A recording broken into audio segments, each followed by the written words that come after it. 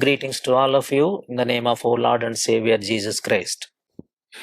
हमारे खुदावंद और मसीह यीशु के पाक नाम में मैं आप सबों को खुदावंद यीशु के नाम में सलाम आपके सामने पेश करता हूं। Glad to be here in our midst. आपके सामने आपके साथ रहने के लिए मुझे बहुत खुशी मिलती है। Lord has granted us one more Lord's Day that we may come like this and remember His grace and mercy and everlasting love. खुदावंद ने हमें और एक बार उसके दिन में उसके सामने आकर उसकी मोहब्बत, अबदी मोहब्बत और प्यार और फजल को याद करने का मौका बख्शा है। If you are still alive, it is only because of Lord's grace. अगर आप आज भी जिंदों की दुनिया में मौजूद हैं तो ये सिर्फ और सिर्फ खुदा का फजल है। Let us turn to Psalm 103. चलें हम मज़ामीर की किताब 103 बाब नंबर 103 खोलेंगे। We will read this entire chapter and in the light of the word of God, we will try to bring our praise and worship to the Lord. हम ये पूरा बाब पढ़ेंगे और खुदा के कलाम के नूर में हम खुदा के सामने हमदोस्ताना और इबादत पेश करेंगे। ऐ मेरी जान, यहोवा को मुबारक कह और जो कुछ मुझ में है उसके कुद्दूस नाम को मुबारक कहे। ऐ मेरी जान, हाँ पढ़े, वर्स 2 पढ़े।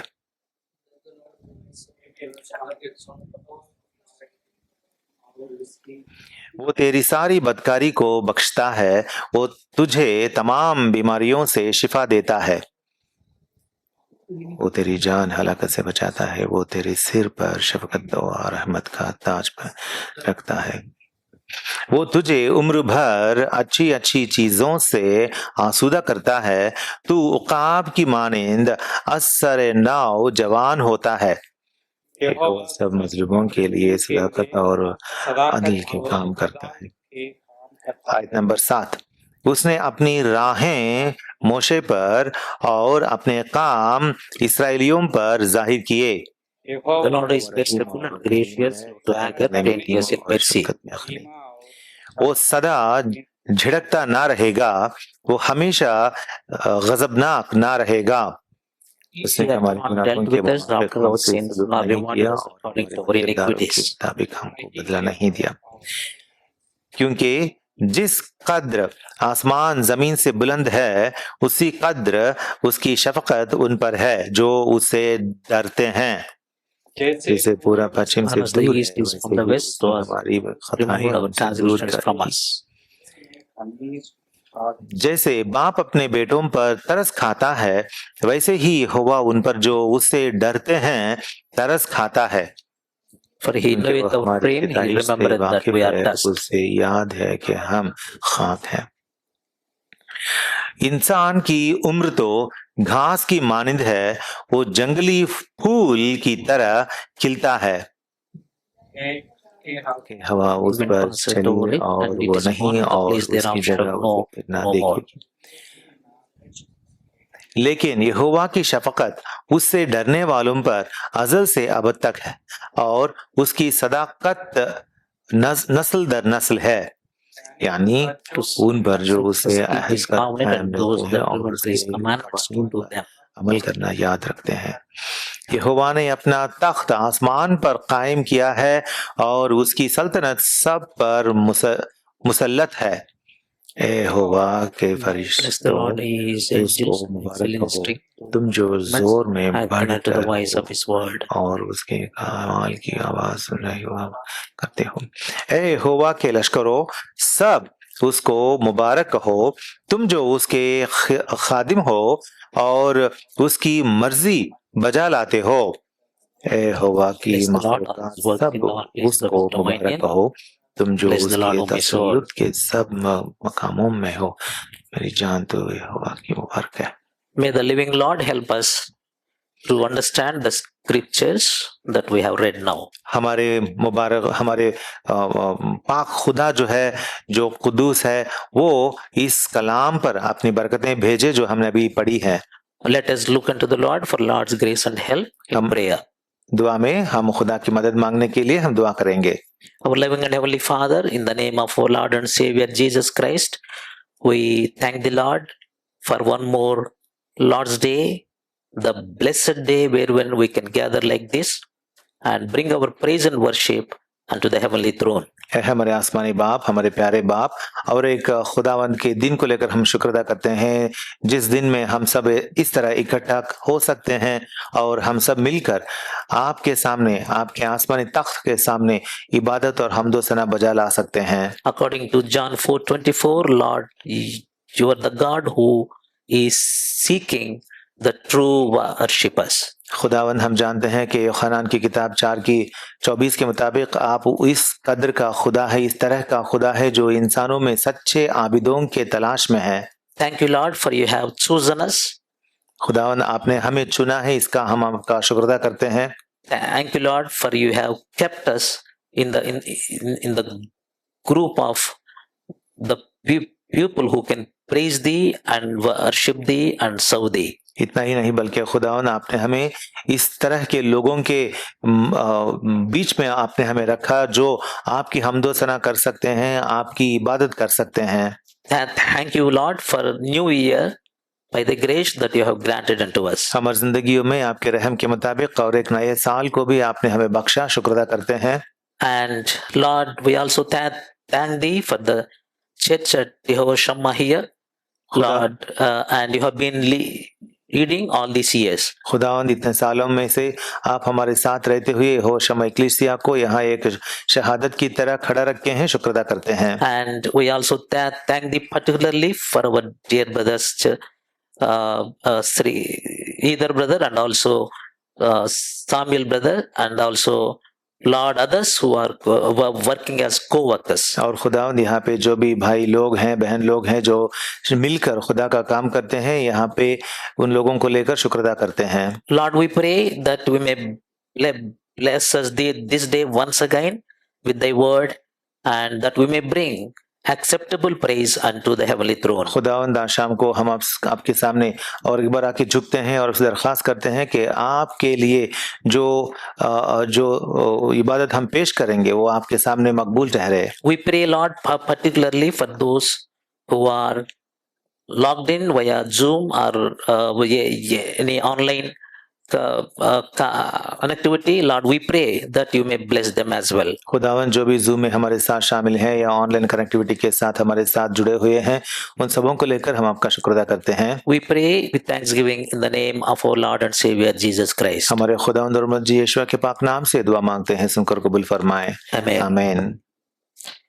We have just read 22 verses from Psalm 103. हमने अभी मज़ामीर की किताब मज़मूर नंबर 103 के 22वीं आयतें हमने मिलकर पढ़ी हैं। This psalm is written by a man called the king, the great man of God called David. इस मज़मूर को खुदा का बंदा और बहुत शानदार बादशाह दावीद ने लिखा था। And though this psalm is not very lengthy, at the same time not very short. ये मजमूर जो है ये बहुत लंबा मजमूर नहीं है और वैसे भी ये छोटा भी नहीं है। But however, we can go through this psalm and find out some of the important aspects of praise and worship. फिर भी हम इस मजमूर को पढ़ते पढ़ते इसके दौरान इसमें से चंद बातें हम निकाल कर देखेंगे जो हमारे लिए इबादत के लिए मुनासिब हैं। To many of us, it is very well known chapter. हम में से बहुतेरों के लिए ये मजमूर जो है, ये बाब जो है बहुत मशहूर है।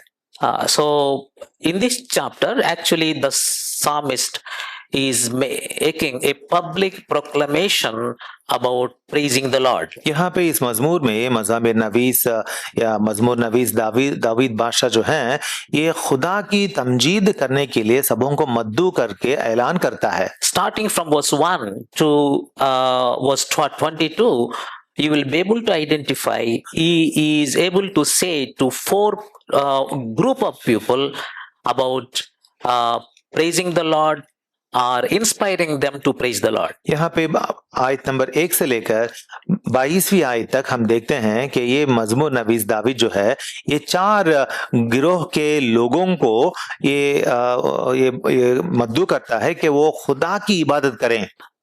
So the first group is पहला गिरोह है he's saying this word to his own soul. और वो पहला गिरोह में अपनी जान से ये बातें वो कहता है। You can read that in verse 1 and 2. पहली 2 आयतों में हम ये बातें पढ़ते हैं। He says something like this. ऐसा कुछ वो कहने लगता है, Bless the Lord, O my soul. वो कहता है ए मेरी जान यहोवा को मुबारक है। And all that is within me, bless his holy name. और जो कुछ मुझ में है उसके कुद्दूस नाम को मुबारक कहे। So he started this chapter saying to his own soul. तो वो ये इस बाब का आगाज या शुरुआत इस तरह करता है कि अपनी जान से बातें करते हुए वो शुरुआत करता है। He's saying that word, bless the Lord, and to his own soul. Not only to his own soul, he is using somewhat very deeper word that is all that is within me. वो कहता है यहोवा को मुबारक है और ये बात वो अपनी जान से कहता है और अपनी जान से ही नहीं बल्कि और भी गहरी बात एक कहता है और वो बात ये है कि जो कुछ मेरे अंदर है मुझ में है वो सब यहोवा को मुबारक है। He did not stop there. और वहीं वो रुक नहीं जाता। He is going little forward and he is also saying to angels, the group of angels. और थोड़ा आगे बढ़ता है और दूसरे गिरोह से भी ये कहता है और दूसरा गिरोह वो है जो फरिश्ते हैं। He is actually calling angels also to be part of this praise and worship. आसमानी फरिश्तों को भी वो मद्दू कर रहा है ताकि वो भी आएं और इस शानदार इबादत में शामिल हो जाएं। That you can read in verse 20. और 20वीं आयत में इस बात को हम पढ़ते हैं। See what he says here. यहाँ क्या कहते हैं, पढ़ेंगे। Bless the Lord, ye his angels that excel in strength, that do his commandments, hearkening unto the voice of his word. ऐ यहोवा के फरिश्तों, उसको मुबारक कहो, तुम जो जोर में बढ़कर हो और उसके कलाम की आवाज सुनकर उस पर अमल करते हो। This is the second group of people. ये हैं दूसरा गिरोह के लोग। He is saying to his own soul.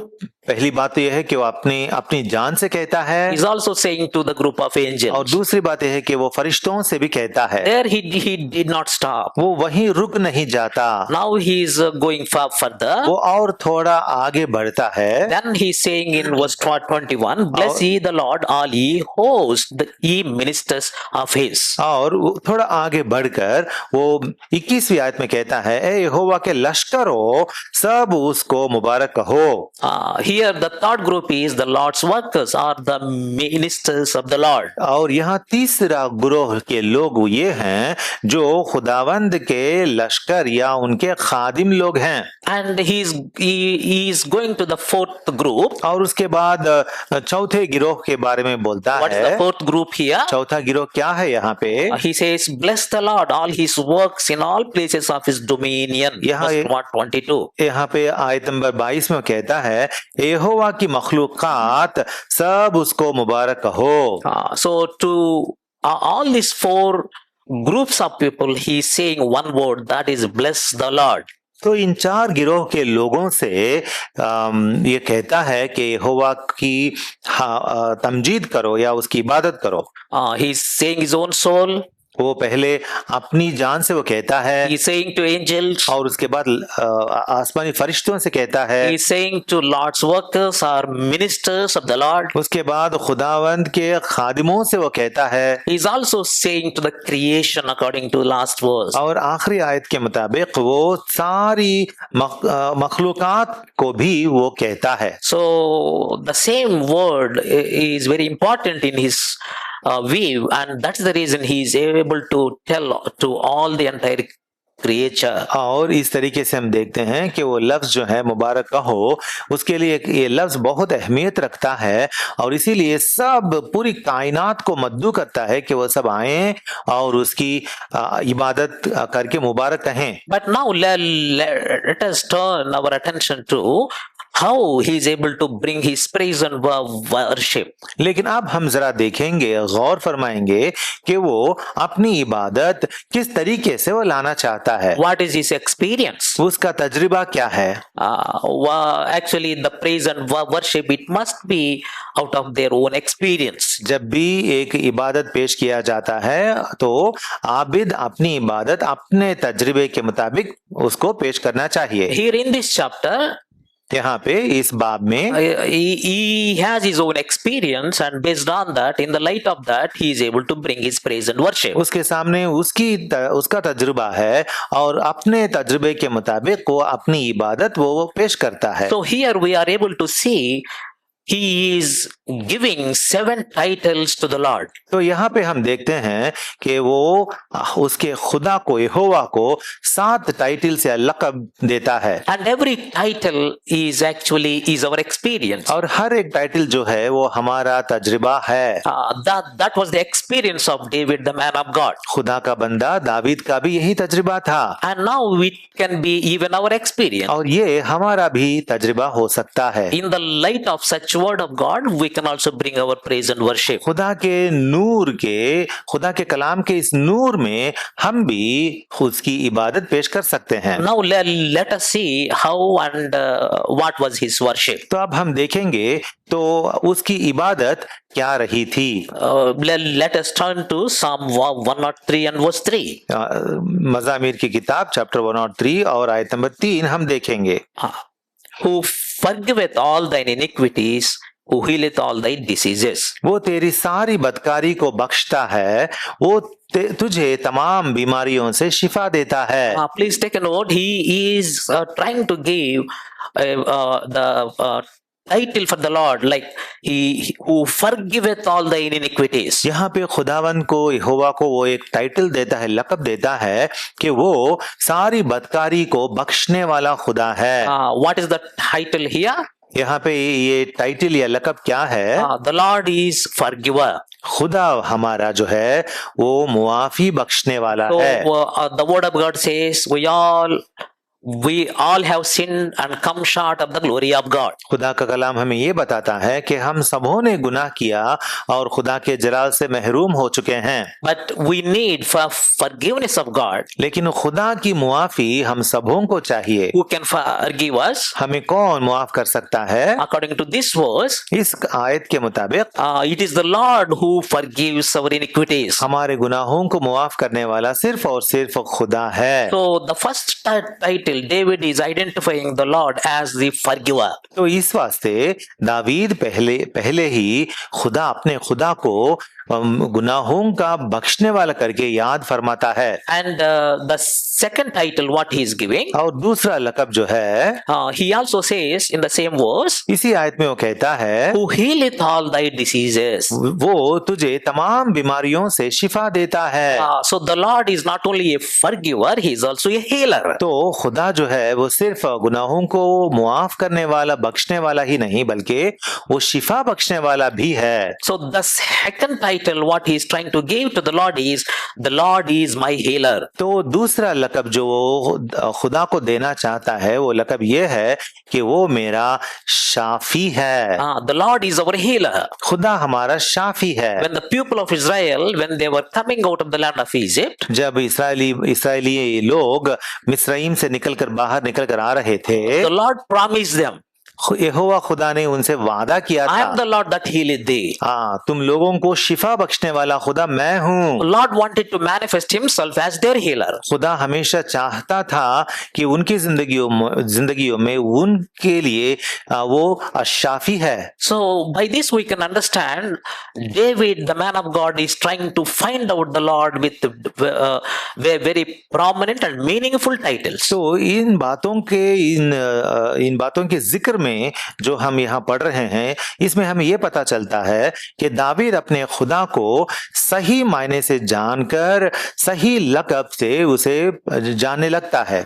Actually in verse 2 what he says is, आयत नंबर 2 में वो हकीकत में क्या कहता है? Bless the Lord, O my soul. वो कहता है, ए मेरी जान यहोवा को मुबारक है, forget not all his benefits, और उसकी किसी नेमत को फरामोश ना कर। And now as he moves on, he's trying to find out the Lord with these 7 titles. और जैसे ही वो आगे बढ़कर नीचे आने लगता है, लिखता है, तो खुदा को इन 7 लक़बों से वो पहचानता है। The first title is the Lord is our forgiver. पहला टाइटल है, लक़ब है, खुदावंद यहोवा हमारा खुदा हमें मुआफी बख्शने वाला खुदा है। The second title is the Lord is our healer. दूसरा टाइटल जो है वो ये है कि हमारा यहोवा खुदा हमारे शाफी हैं। The meaning of healing is शिफा का मतलब ये होता है the wound can be inside or outside. घाव जो है वो दिखने के लिए जख्म बाहर हो सकता है या अंदर ही अंदरूनी जख्म भी हो सकता There है। may be sometime internal problem and also external problem. कभी कभार जाहिरी मुश्किल या तकलीफ या अंदरूनी तकलीफ भी हो सकते हैं।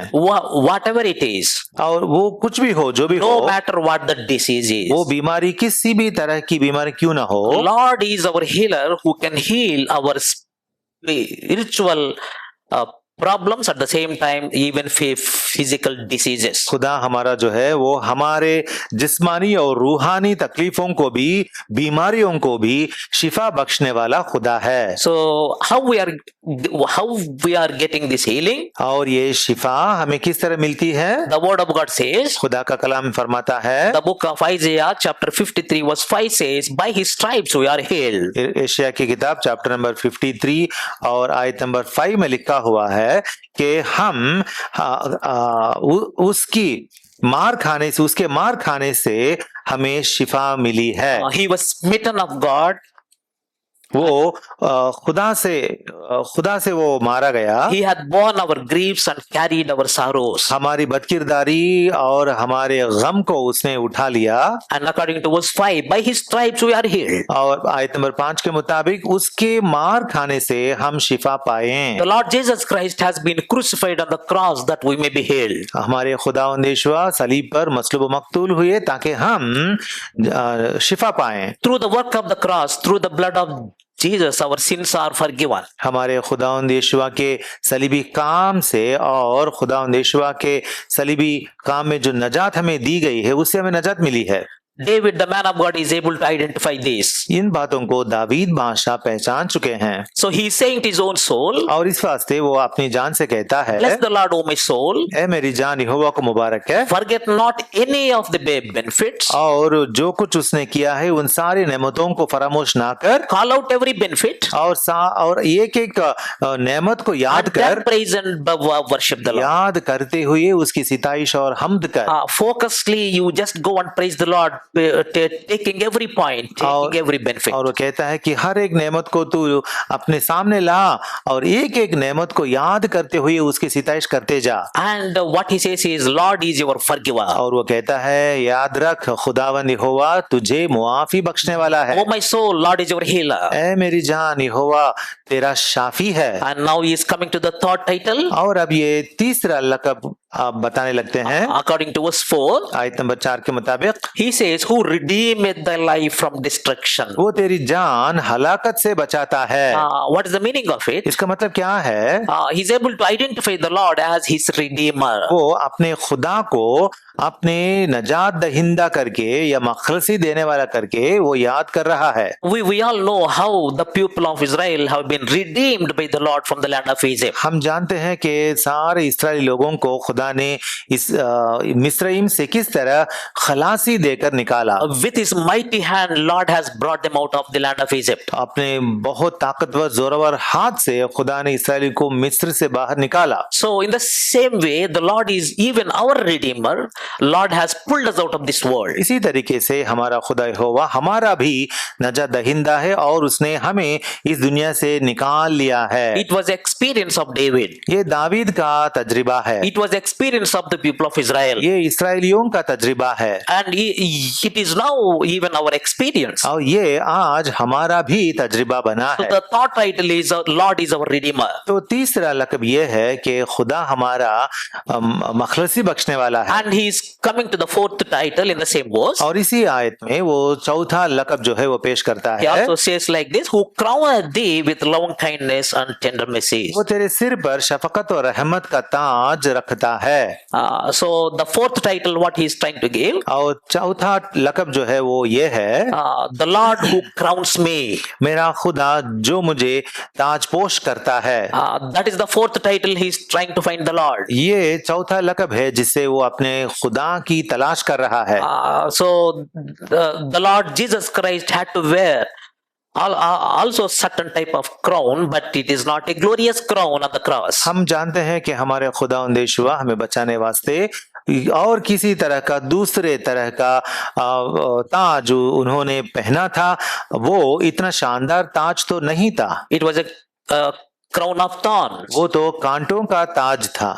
But having wearing that, the Lord Jesus, he had made a way that we may also be adorned with 5 types of crowns in according to the Bible. और क्योंकि खुदा यीशुआ ने उस तरह का ताज पहना, उन्होंने हमें इस कदर लायक बनाए ताकि हम 5 तरह के ताज पहने जो कलाम में लिखे गए हैं। As we don't have much time to go through all of them, हम उन सबों को देखने के लिए हमारे पास वक्त तो नहीं है, we will just read them. और इस वास्ते हम यूं ही उन्हें पढ़ेंगे। The first crown what we can have is, हमें जो नया ताज मिलने वाला है उनमें से पहला ताज ये है, according to James 1:12, याकूब की किताब ये के 12 के मुताबिक, Lord is going to crown us with the crown of life. 1 के 12 के मुताबिक खुदा हमें जिंदगी का ताज देने वाला है। And according to 1 Corinthians 9:25, और पहले कुरिन्थियों की किताब बाब नंबर 9 और आयत नंबर 25 के मुताबिक, Lord is going to crown us with an incorruptible crown. और वो आने वाले दिनों में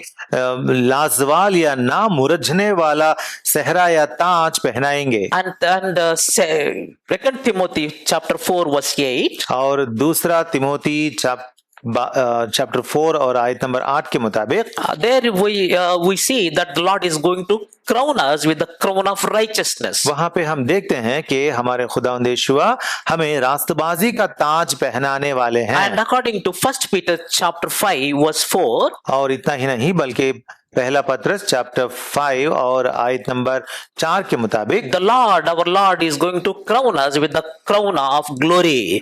हमारे खुदावंद यीशुआ जो हैं वो हमें जलाल का सहरा या ताज पहनाने वाले हैं। And according to 1 Thessalonians chapter 2 verse 19, और दूसरा थेसलोनियंस 2 की 19 के मुताबिक, the Lord is going to crown us with the crown of rejoicing. Second Thessalonians Chapter 2 verse 19. 2 की 19 के मुताबिक, 1 Thessalonians. माफ करें, पहला थेसलोनी की किताब 2 की 19 के मुताबिक हमारे खुदा हमें Crown of rejoicing. फख्र का ताज पहनाने वाले हैं। So these are the at least 5 types of crowns that we can at least think of as our future. हम हमारे मुस्तकबिल में हमारे वास्ते खुदा जो ताज या सहरे देने वाले हैं उनके बारे में अगर पढ़ेंगे तो तकरीबन 5 इस तरह के ताज हैं। Now again let us come back to David's experience. और फिर हम वापस आएंगे दावीद के तजुर्बे के बारे में। What David is saying, David क्या कह रहा है? he's saying to his own soul, वो अपनी जान से ये कहता है, "Oh, my soul bless the Lord, ए मेरी जान यहोवा को मुबारक क्या है, forget not any of the benefits, और उसकी किसी नेमत को फरामोश ना कर, try to call out everything, और हर एक नेमत को तू पुकार पुकार कर याद कर, and bring your praise and worship, bless the Lord with for everything." और हर एक बात के लिए, हर एक नेमत के लिए तेरी इबादत पेश कर। The Lord is your forgiver. यहोवा तेरा बख्शने वाला है। The Lord is your healer. यहोवा तेरा शाफी है। The Lord is your redeemer. यहोवा तेरा खलासी देने वाला है। The Lord is the one who crowns you. यहोवा तुझे ताजपोश करने वाला These है। are the 4 titles. ये 4 लकब हैं। As we move on, आगे बढ़ेंगे, according to verse 5, 5वीं आयत के मुताबिक, so the 5th title what he's trying to give is the Lord is our satisfier. 5वां लकब वो जो कहता है वो ये है कि खुदा हमारा यहोवा जो है वो हमें आसूदा करने वाला खुदा है। In verse 5 what he says is, who satisfieth thy mouth with good things. 5वीं आयत में वो तुझे उम्र भर अच्छी अच्छी चीजों से आसूदा करता है। The Lord is our satisfier. तो 5वीं आयत के मुताबिक हमारा खुदा हमें आसूदा करने वाला है। Psalm 107:9 says, और मज़ामिर की किताब 107 की 9 में लिखा हुआ है, so here he says how he is going to satisfy us. वो हमें किस तरह आसूदा करने वाला है यहाँ लिखा हुआ है। According to verse 9, आयत 9 के मुताबिक, he satisfied the longing soul and filled the hungry soul with goodness. क्योंकि वो तरसती जान को सैर करता है और भूखी जान को नेमतों से मालामाल करता है।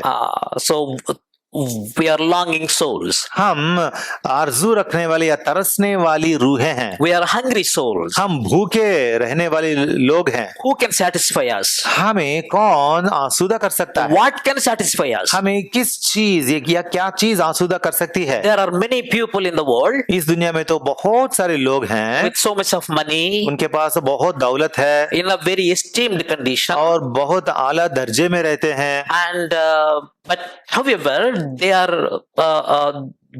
lacking of the satisfaction in their souls. फिर भी उनकी जानों में उनकी रूहों में उनके पास खुशी नहीं है। And that is the reason many of them go for suicidal act. इसी वजह से उनमें से बहुत सारे लोग खुशी होकर खुदकुशी करने लगते हैं। Why? क्यों?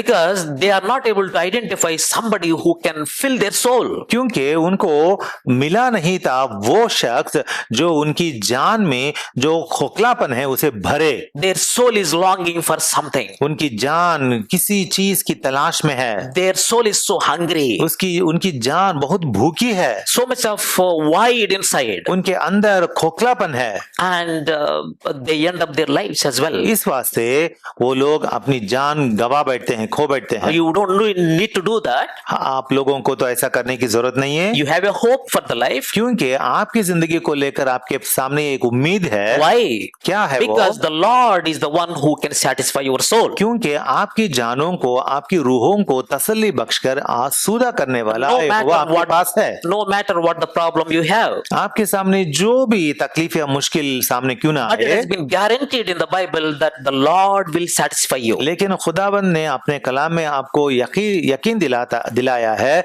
कि वो आपको आसूदा करेगा। This was the experience of David. ये दावीद के तजर्बे हैं। And it is even our experience. ये हमारा भी तजर्बा है। The Lord is satisfying our souls with goodness. हमारा खुदा जो है वो हमें भलाई से आसूदा करता है। So the fifth title what the David is trying to give to the Lord is my satisfier. तो इस तरह पांचवा लक़ब जो दावीद देता है वो ये है कि यहोवा मेरा खुदा जो है वो मुझे आसूदा करने वाला है। And coming to the sixth title, और छठा लक़ब जो है according to verse 6, आयत नंबर 6 के मुताबिक, the Lord executeth righteousness and judgment for all that are oppressed. यहोवा सब मजलूमों के लिए सदाकत और अदल के काम करता है। What is the sixth title here? ये छठा लक़ब क्या है यहाँ पे? The sixth title is judge. छठा लक़ब है आदिल, The अदालत करने great वाला। judge. सबके ऊपर अदालत करने वाला आदिल है वो। He will execute the judgment on behalf of all those who are oppressed. जो भी मजलूम है, मजलूमों के लिए वो हमेशा अदालत करता है। So actually in some places, अब कुछ जगहों में, as we walk in the world, दुनिया में जब हम चलते रहते हैं, sometimes we feel that we are oppressed. कभी कभार हमें लगता है कि हम पर भी जुल्म हुआ है। So sometimes we feel that we are tortured. कभी कभी हमें लगता है कि हमें भी टॉर्चर किया जा रहा है। Sometimes we think that nobody is caring me. कभी कभी हमें लगता है कि कोई हमसे मोहब्बत नहीं कर रहा है। So you are oppressed. आप मजलूम हो सकते हैं। So you must identify the Lord as your judge. लेकिन उस वक्त आपको याद फरमाना है कि आपका खुदा जो है वो अदालत करने वाला आदिल है। The Lord executed righteousness and judgment for all that are oppressed. यहोवा सब मजलूमों के लिए सदाकत और अदल के काम करता है। Even for this reason he is able to praise the Lord. और इस वजह से भी दावीद यहोवा की हम्द बजा लाता है। He is saying to his own soul, वो अपनी जान से खुद कहता है, Oh Lord, oh my soul, bless the Lord. ऐ मेरी जान यहोवा को मुबारक कह। For all these reasons. इन सारी वजूहात को लेकर, And coming to the seventh reason, और सातवीं वजह ये है, according to verse 7, आयत नंबर 7 के मुताबिक, he says something like this: He made known his ways unto Moses, his acts unto the children of Israel. वो ऐसा कुछ कहता है हम पढ़ेंगे, उसने अपनी राहें मोशे पर और अपने काम इसराइलियों पर जाहिर किए। What is the meaning of it? इसका मतलब क्या है? He is able to identify the Lord as the leader. वो यहोवा खुदा को अपने लीडर करके वो जान रहा है। How he has led his people. किस तरह वो अपने लोगों की रहनुमाई करते आगे बढ़ाया, How he has led his servant Moses अपने खादिम मोशे को उसने किस तरह आगे बढ़ाया, through the way of the wilderness. बियाबान के बीच में से राह बनाकर उन्हें आगे बढ़ाया। How he has divided the Red Sea. किस तरह वो बहरे कुलजुम को दो हिस्से बनाए। How he has showered even manna from heaven. किस तरह वो आसमान से मन्ना बरसाया। So like this, he is able to identify the Lord as the leader of his life. इस तरह वो अपनी जिंदगी में उस अपने खुदा को अपना रहनुमा करके, लीडर करके वो जान रहा है। What the leader will do, leader या रहनुमा क्या करता how है, he will lead his flock. वो अपने गले को किस तरह ले जाता है। So when we are turning left or right, जब हम दाएं या बाएं मुड़े we will hear a voice from back. तो हमारे पीछे से आवाज आती है, My dear son, ऐ मेरे बेटे, my dear children. ऐ मेरे बच्चों, So don't go like this. इस तरफ मत मुड़ना, Here is the way you walk in it. तेरे सामने रास्ता है, आगे बढ़। The book of Isaiah, chapter 30, verse 21. यशायाह की किताब बाब नंबर 30 और आयत नंबर See how 31 में है। beautifully it has been written there. यहाँ कितने अच्छे तरीके से ये बात लिखी गई है। हम देखेंगे How the Lord is leading, खुदा किस तरह हमारी रहनुमाई करता how है। the Lord is leading you and me. आपको और मुझे हमारी रहनुमाई खुदा किस तरह करता है। Verse 21. 21 और जब तू दहनी या बाईं तरफ मुड़े तो तेरे कान तेरे पीछे से ये आवाज सुनेंगे, राह यही है, इस पर चल। This is how the Lord is leading his people. इस तरह खुदा अपने लोगों की रहनुमाई करता है। Even I heard the same voice from my back, or from the word of God so many times. My son, do this. My son, go like this. Don't take this left, don't take that right. So we hear this constant guiding and leading. मेरी जिंदगी में भी मेरा भी ये तजुर्बा है कि मैंने भी खुदा के कलाम से मेरे पीछे से ये आवाज आती हुई सुनी है कि ए मेरे बेटे, यही राह है, तो इसी पर चल। So actually the same David has written one more psalm. और यही दाविद बादशाह और एक मजमूर लिखे हैं, That is Psalm 23. और वो मजमूर है मज़ामीर number 23। There he is trying to give more explanation on how the Lord is leading his life. और वहां पे वो और एक मजीद तरीके से और एक बात कहता है कि खुदा उसकी जिंदगी किस तरह आगे ले जा रहा है। At least twice you will read this word, Lord leadeth me. और तकरीबन 2 बार आप ये आयत यहाँ कलाम में यहाँ पढ़ते हैं। In verse 2 what he says? कि खुदा मेरी रहनुमाई करता है। बाब नंबर 2 में क्या कहता है? He leadeth me beside the still waters. वो मुझे, बाब नंबर 2 में वो मुझे राहत के चश्मों के पास ले जाता है। Again in verse 3, और आयत नंबर 3 में भी He leadeth me in the paths of righteousness for his name's sake. मुझे अपने नाम की खातिर सदाकत की राहों पर ले जाता है। He is leading us into righteousness. वो हमें सदाकत में ले जाता है। He is leading us into the green pasture. और वो हरी हरी चरागाहों में भी ले जाता है। To the through the still waters. और वो हमें राहत के चश्मों के पास ले जाता है। So these 7 titles actually in the light of these 7 titles he is able to bring his praise. तो इन 7 लक़ब याद रखते हुए, टाइटल्स याद रखते हुए अपनी इबादत वो खुदा के सामने लाता है। Can we also say this? क्या हम सब भी इस तरह कह सकते हैं? Can we also mix our voice with the voice of David? क्या हम भी हमारी आवाज दावीद की आवाज से शामिल करके बोल सकते हैं? Bless the Lord, O my soul. ऐ मेरी जान, यहोवा को मुबारक कह। The Lord is your forgiver. खुदा यहोवा तुझे बख्शने वाला है। The Lord is your healer. वो खुदा यहोवा तेरा शाफी है। The Lord is your redeemer. खुदा यहोवा तेरा मखलसी देने वाला है। One day the Lord is the one who crowns your life. और मुस्तकबिल में एक दिन तुझे वो ताजपोश करने वाला है। The Lord is your satisfier. और खुदा तुझे तुझे आसूदा करने वाला है The Lord is your judge. और यहोवा तेरा आदिल है The Lord is even your leader. और यहोवा तेरा रहनुमा है। So that was the experience of David. ये दावीद के तजुर्बा है And as we have already seen, और जैसे हमने आगे देख चुका है, he is not only saying this to his own soul, ये बातें अपनी जान से ही वो खुद नहीं कहता he is actually saying this word to other three more people. और ये बातें वो और 3 गिरोह के लोगों से भी कहता He है। is saying to angels. मतलब वो आसमानी फरिश्तों से कहता है Thirdly, he is saying to the Lord's workers and Lord's ministers. और तीसरा गिरोह है खुदा के खादिम और खुदा के लोग। And finally, he is also saying the same word even to the creature. और आखिरकार ये बातें वो सारी कायनात मखलूकात के सामने भी पेश करता है। Maybe now we should mix our voice to the voice of David. अब वक्त आ गया है कि हम भी हमारी आवाज उठाकर दावीद की आवाज के साथ सुर मिलाएं। Say the same word. देखें इसी कलाम में Saying to our own soul, हम अपनी जान से कहेंगे, calmly inside, अपने अंदर कहेंगे, my soul, ऐ मेरी जान, forget not any of Lord's benefits. उसकी किसी नेमत को फरामोश ना कर। He is your forgiver. वो तेरा बख्शने वाला है, He is also your leader. वो तेरा रहनुमा है।